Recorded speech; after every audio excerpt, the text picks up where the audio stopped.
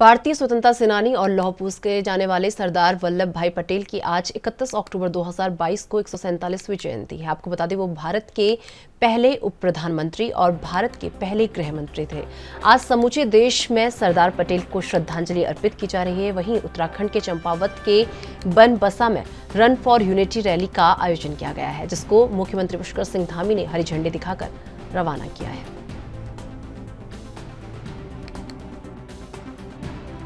सरदार वल्लभ भाई पटेल अमर रहे। नरेंद्र मोदी जिंदाबाद। नरेंद्र मोदी जिंदाबाद। नरेंद्र मोदी जिंदाबाद।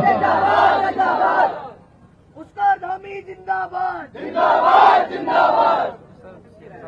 राष्ट्रीय एकता दिवस के अवसर पर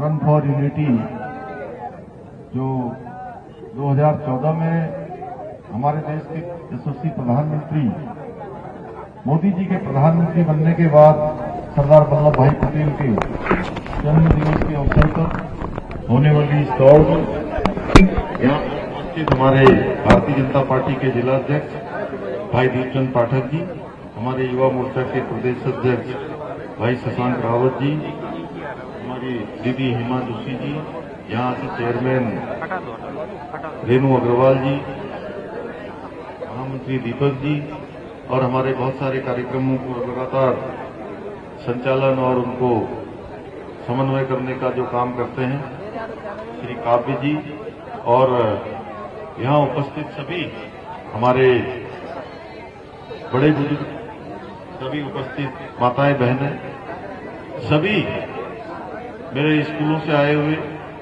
सभी प्रिय छात्र एवं छात्राएं,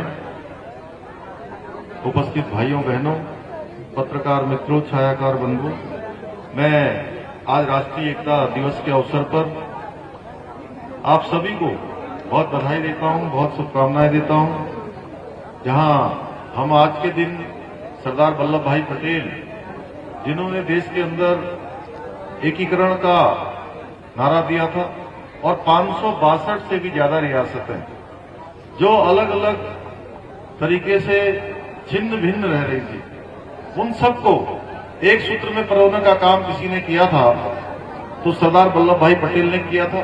इसीलिए उनको आजाद भारत के इतिहास में लौह पुरुष की संज्ञा दी गई और हम सब उनको लगातार याद करते हैं। जहां सरदार वल्लभ भाई पटेल ने पूरे देश को एक सूत्र में पिरोने का काम किया, इसके अंदर सरदार वल्लभ भाई पटेल जैसे ऐसे जाबाज, ऐसे लौह पुरुष पैदा हुए।